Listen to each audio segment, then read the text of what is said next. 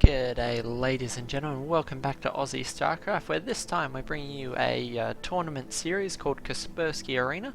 For those of you who haven't caught some of the Kaspersky games previously on our channel, the Kaspersky Arena is a monthly invitational tournament where instead of being run in your traditional round robin format, it's actually King of the Hill. So it's played in best of 5 series, and as the first player wins the first series, he receives $100 and stays on the proverbial hill to face his new challenger, and every one of the 4 series is for increasing amounts of money. So $100 for the first, $200 for the second, $300 for the third, and $400 for the fourth set of games. So whoever can stay on receives that money, and as you're defeated, you're knocked off and a new challenger comes.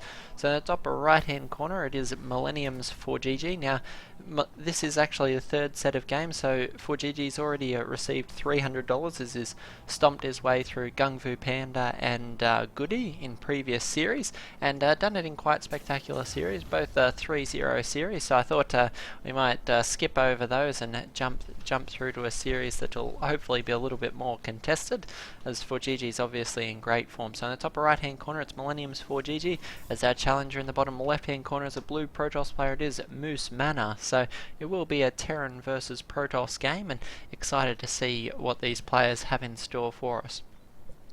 Now the map is of course Yonsu, my bad there. The map's actually Yonsu, and we've seen a lot of great games fought on this recently, particularly great game from DreamHack fought on it recently that went into a surprisingly late stage of the game, given just how small a map Yonsu actually is. So interested to see how Mana approaches this. We've seen Yonsu is quite a good map for Terran players. Things like siege tanks can make life quite difficult, but as Mana's a Protoss player, a lot less likely to have to deal with those sorts of shenanigans, as even with the December patch, we haven't seen as much resurgence of the siege tank in Terran versus Protoss, and that's for a lot of reasons, one of which is the Immortal, the other is Blink Stalkers. So they're still not quite the go-to weapon they are against Terran and Zerg players, or particularly other Terran players, but still quite useful nonetheless.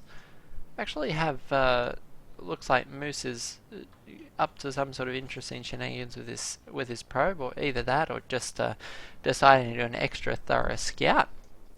First Reaper is on the way from ForGG, and Mana's actually going for his expansion already on the low ground, so going to be a quick expansion out of Mana here, and I imagine we'll see the Mothership Core come out momentarily as a means of defending this against this early Reaper. Protoss players have certainly adapted in Heart of the Swarm, where they were much slower to expand in previous incarnations of the game. The Mothership Core certainly made it a lot safer to expand at a much earlier point. ForGG, having seen that expansion's thrown down one of his own, and going to be grabbing that very quickly. Already got a reactor on the barracks, and the first few Marines are on the way. Factory also being produced, and I think we may see some interesting things out of ForGG in this build here. Actually managing to spot the probe with the Reaper is a nice choice. Going to be able to pick off this probe quite quickly. And indeed, that's a nice kill there. Probe unfortunately unable to establish any proxy pylons. We'll see if Mana decides to send another one out shortly. First Stalker is making its way across the field. Mothership Core also standing watch here, just trying to pick off this Reaper. They'd love to kill it and ensure things are just a little bit safer for these units still at home. Mothership Core is going to get 4 shots on that Reaper, so Stalker here should be able to finish this off. ForGG just trying to pick off a probe on the way, but the Stalker Mothership tag team is going to end his day in spectacular fashion. And that's going to give Mana the opportunity to move out here with these first couple of units if it so desire. Actually have an Observer being chrono boosted out and a Robotics Bay. So we might be seeing quite a quick Colossi here out of Mana. ForGG going for the fairly conventional Marines and Widow Mines. Widow Mines obviously very cost effective against Protoss in the early stages, and these sorts of push can be quite useful. It looks like perhaps Mana's been watching the previous games. The speed at which he's grabbing this observer out probably indicates to him that that he's seen ForGG and knows that ForGG favours this early Widow Mine style defense, which does certainly put a bit of a crimp on any early Stalker aggression. ForGG actually choosing to pick up the pair of Widow Mines now in the medevac is going to be moving out for a drop, and we'll see how this drop goes. Meanwhile, Mana's already got both gas guys as mine. It's a sure sign that we will be seeing some Colossi out of Moose. Quite a quick Colossi, just inside 7 minutes. He was building the first Colossi, chrono boosting that out just a little. And in fact, we see the extended thermal lance and another chrono boost on the Colossus. So this Colossus is actually going to be out by the 8-minute mark, and certainly going to be in a position for Mana to put on quite a lot of pressure here. 3 Stalkers are in the way for this medevac. Medevac trying to sweep through and lay down the mines. One mine actually getting burrowed there, and it's going to get a fat shot on those probes, killing 3 of those probes there. So nice pickup there. Able to kill a few workers before the Widow Mine itself was picked off. Unfortunately, the second Widow Mine also making his way down and actually getting 6 kills on that one as well. So 7 workers killed total. Not bad at all, particularly given how quickly Mana actually picked up that incoming drop and how much damage was done to it. So surprised that ForGG got the damage in that he did, but certainly it's going to be interesting for ForGG now, given that the Widow Mines are dead and he's relying on just a handful of Marines and Marauders to try and hold off what is looking like a very scary Protoss push. We have a pair of Colossi that are about to be here to moving out. Got 3 more gateways on the way. This could be very substantial pressure moving out. A second medevac actually picked up by Mana as it tries to make its way down into the base. These Stalkers here just look like they're going to want to go hell for leather and try and push in the front door.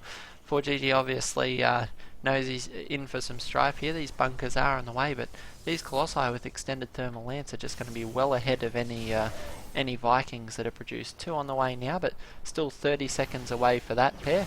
These Stalkers and Colossi are certainly going to do a lot of damage to these bunkers in the meantime. So ForGG forced to cancel a few of those. These sentries actually making life just a little bit tougher on the repair.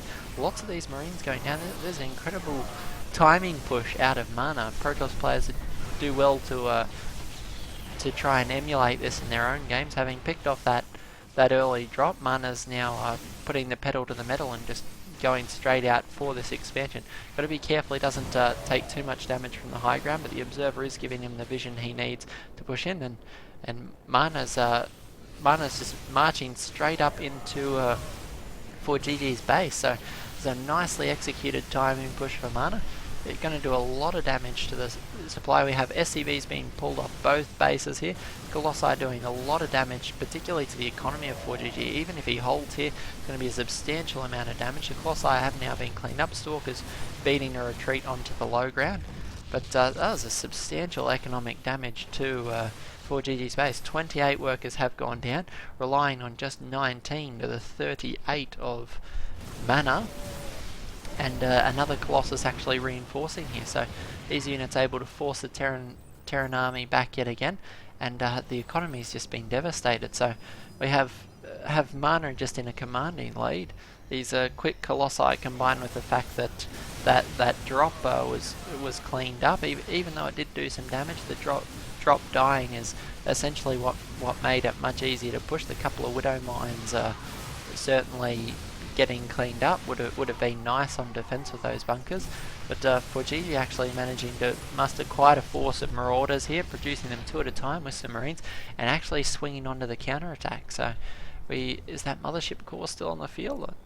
Indeed it is. It doesn't have energy for a photon overcharge, which is quite significant, and looks like ForGG is just barreling down on Mana here. A few Marauders going to be dropped in the main base. He's going to be in a position to snipe any pylons if Mana's not careful. Indeed, it's going to be a warp in here needed to deal with this, but if Mana moves up to defend his main, the Natural's going to be very exposed. ForGG swings down with the remainder of these Marauders, and unfortunately Mana's having to make some difficult decisions here. What does he defend and what does he let go? Choosing to defend the Natural, which has slightly more resources left to mine, though these 3 Marauders starting starting to wreak havoc in the main. A cumulative 12 kills on these, making life very difficult for ForGG. And this is, sorry, not ForGG, ForMana. And this is one of the things we find Protoss players relying on. The Mothership Core is so good for its photon overcharge, but once that photon overcharge is done, it's very hard to defend the difficult location. So ForGG going to go straight for the snipe there, and Mana's going to GG out of the game. So against all odds, ForGG taking that game. I felt for sure at one point of the game that Mana had sufficient forces there to push back and do the damage requisite on the base. His first push doing so much economic damage, but ForGG able to recover quite nicely and push through with those Marauders and just punch an absolute hole in Mana's base. So ForGG will take a 1-0 lead in this series, going to game 2 as best of 5 series. So first of 3 games will win and take home $300 in pocket money. So wishing both these players the best of luck. Hope you guys are enjoying the cast here on Aussie Starcraft. If it is your first time watching, you haven't subscribed, by all means please do. The button's above or below the video, and we look forward to seeing you again in future casts. Thanks guys, we'll catch you all in game number 2.